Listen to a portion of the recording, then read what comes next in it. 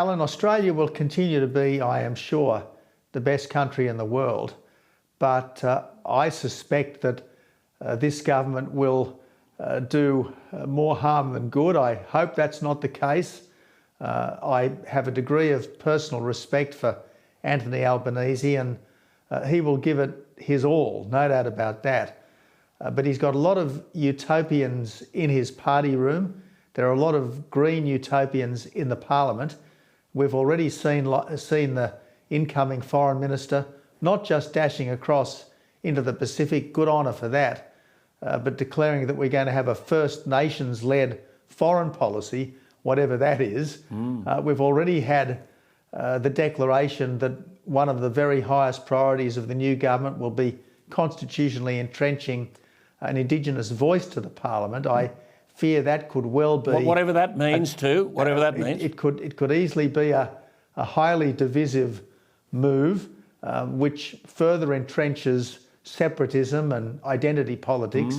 So look, there are lots of things that could easily go wrong under the new government, and it faces very serious economic and security challenges as well. But as Australians, as patriots, we have to accept that at least for the next 3 years, it's the government we've got.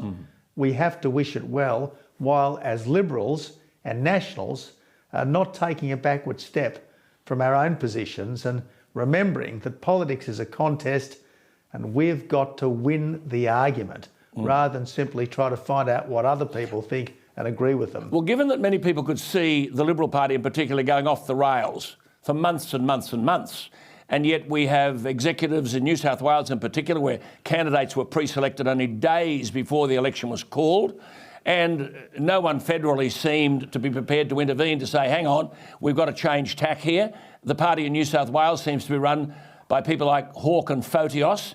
Peter Dutton, the new leader, has called this pre-selection process unacceptable. If you're going to get a clean out, which Peter Dutton's calling for, he's had a lot of cleaning up to do, and you've said heads must roll.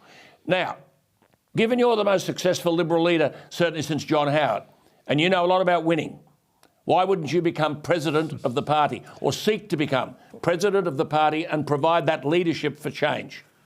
Well, Alan, who becomes any form of office holder in the Liberal Party depends upon the membership, and it's up to the members who they pick. I'm certainly interested in being more involved in the next few years than I've been in the last few years, and I suppose as a former Prime Minister, the last thing you want to do is make a current Prime Minister's life more difficult. But of course, there is no current Liberal Prime Minister, and as one of 3 or 4 former Liberal Prime Ministers, I certainly want to pull my weight in helping to get our great party back on track and back into office. I'm talking about Abbott as a leader. Would you be a candidate for the presidency? Well, Alan, this is an idea which you've just put to me, and let's wait and see what happens. But I've always said that I want to give back to the party which has given so much to me. But the last thing I would want to do is to try to thrust myself onto a party that would prefer someone else.